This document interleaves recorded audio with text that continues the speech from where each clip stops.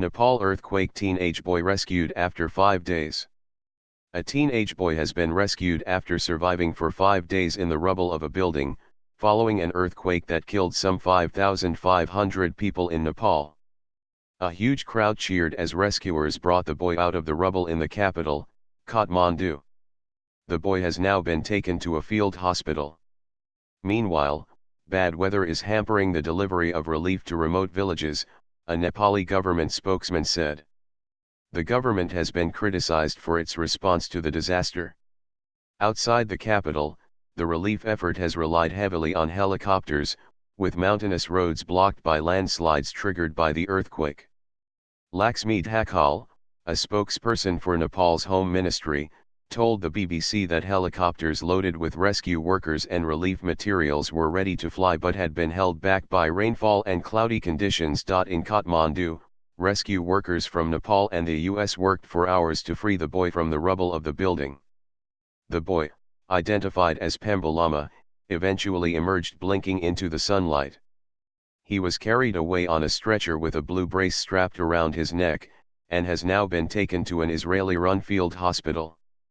The BBC's Yogita Lime tweets that the boy told her he survived by drinking water from wet clothes and eating from pots of clarified butter.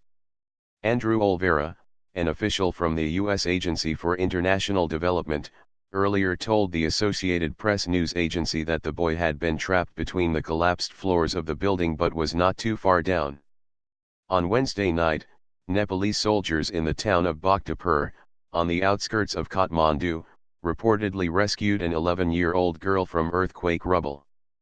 The girl was freed from a damaged building in the town's Dattatreya Square, according to a tweet from Kunda Dixit, the editor of the Nepali Times newspaper. Meanwhile, climbing is expected to resume next week on Mount Everest, where avalanches triggered by the earthquake killed 18 people.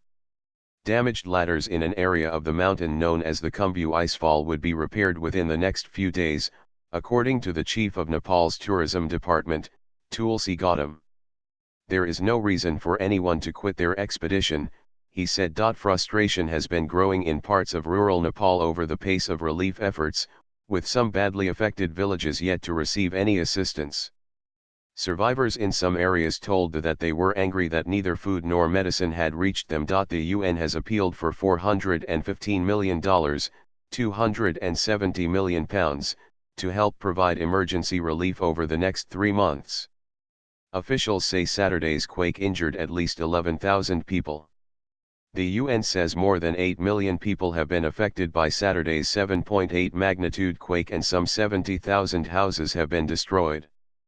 Dozens of countries are supporting the aid operation, contributing search and rescue teams, aircraft, medical supplies, and communications equipment. Some helicopter crews who have managed to land in isolated communities have been faced with desperate villagers pleading to be airlifted to safety.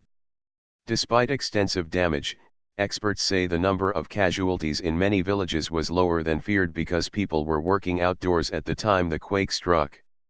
In Kathmandu, riot police clashed on Wednesday with protesters angry at a lack of transport out of the city and delays in distributing aid. Thousands were waiting for buses to take them to rural areas. Witnesses said a truck carrying drinking water was forced off the road and protesters climbed on top of it, throwing the bottles into the crowd. However, there have been some signs that parts of the capital are returning to normal. Some people have decided to return to their homes, having spent several nights out in the open. Cash machines have been refilled and some shops and street vendors have once again started trading.